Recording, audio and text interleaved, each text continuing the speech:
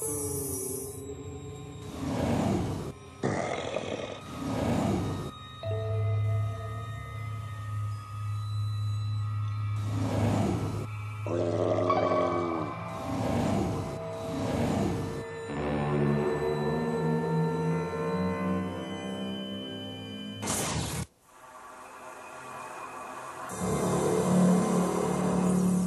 sala de banquetes do Reino da Babilônia, Pastor Mark Phelan apresentará algumas lições para ajudar-nos a não cometer o maior erro da vida. Há alguns anos, o Dr. Edward Graham estava fazendo a primeira pesquisa sobre o uso de cigarros. Suas máquinas fumadoras extraíam a nicotina dos cigarros e esta substância era pintada em animais. E assim fazendo, ele percebeu que o fumo e o câncer estavam relacionados, porque estes animais desenvolviam um câncer muito parecido com o câncer humano. Então ele escreveu para um amigo, Dr. Otto Ochsner, Dr. Otto Ochsner, de Louisiana, Nova Orleans, que era o famoso cirurgião de câncer do pulmão. Ele operava muitas pessoas que fumavam e contraiu câncer nos pulmões.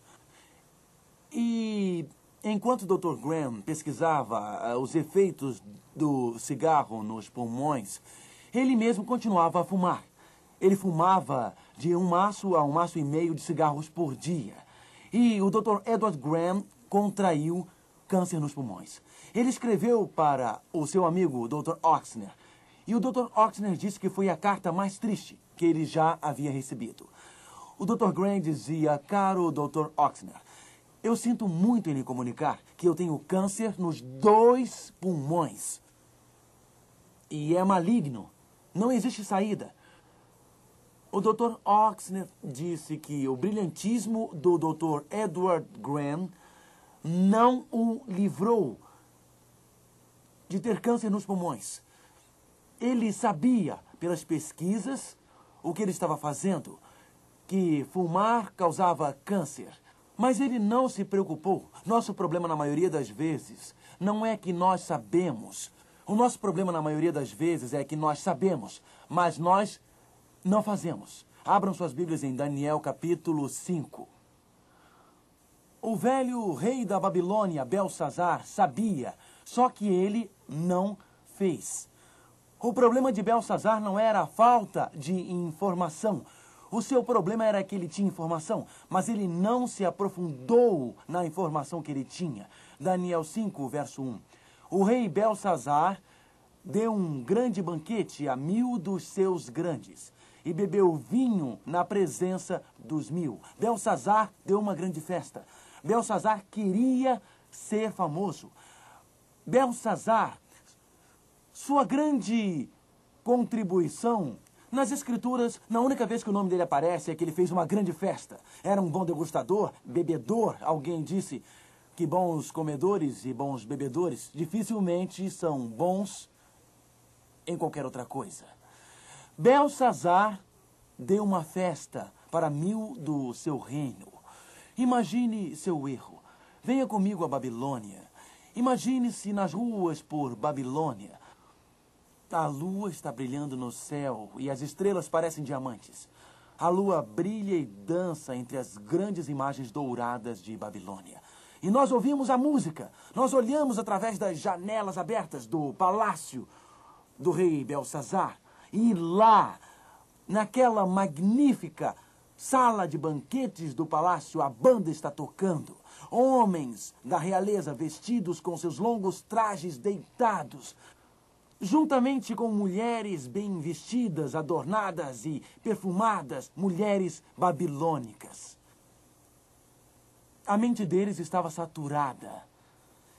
Eles estiveram bebendo e bebendo e bebendo, e eles estavam meio embriagados no meio daquela grande orgia que rolava no salão de festas. Era uma festa para embriagar-se.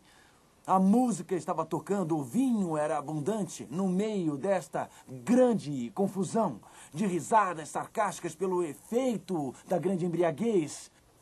Belsazar grita e ele desafia: tragam-me as taças. Peguem suas Bíblias e abram lá em Daniel capítulo 5. Daniel capítulo 5 e verso 2. Belsazar está bêbado. A sua mente está muito confusa. Ele não está pensando claramente. Sua consciência está dividida. Daniel 5, verso 2.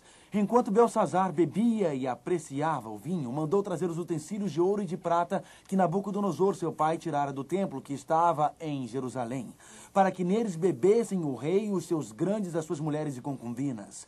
Então trouxeram os utensílios de ouro, que foram tirados do templo, da casa de Deus que estava em Jerusalém, e beberam neles o rei, os seus grandes e suas mulheres e concubinas, beberam o vinho e deram louvores aos deuses de ouro e de prata, de bronze, de ferro, de madeira e de pedra. Imaginem, 70 anos antes, mais ou menos, o rei Nabucodonosor foi para Jerusalém e ele roubou os candelabros de ouro do templo do santuário.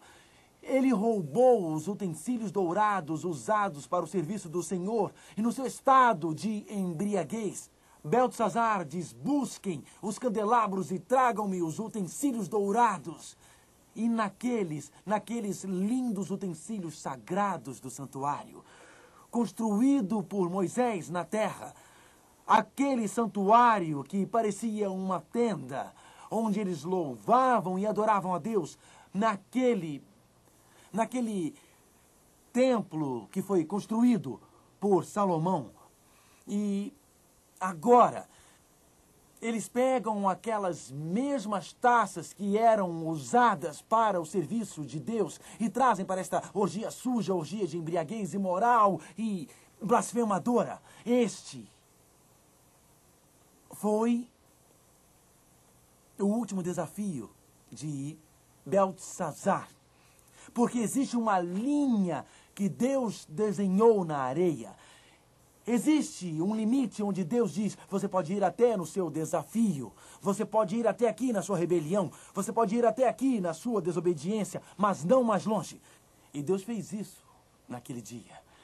E as Escrituras dizem, verso 5, no mesmo instante, apareceram os dedos de mão de homem, e escreviam defronte do candeeiro na caiadura da parede do palácio real. E o rei via os dedos que estavam escrevendo. Então se mudou o semblante do rei e os seus pensamentos o turbaram. As juntas dos seus lombos se relaxaram e os seus joelhos batiam um no outro. No meio daquela festa, no meio daquelas risadas sarcásticas, no meio daquela orgia descontrolada e louca, no meio daquela confusão de grandes embriagados, a mão de Deus escreveu na parede, com letras de fogo, estranhas e misteriosas palavras. A Bíblia diz que o semblante do rei mudou. Ele ficou branco, como um fantasma.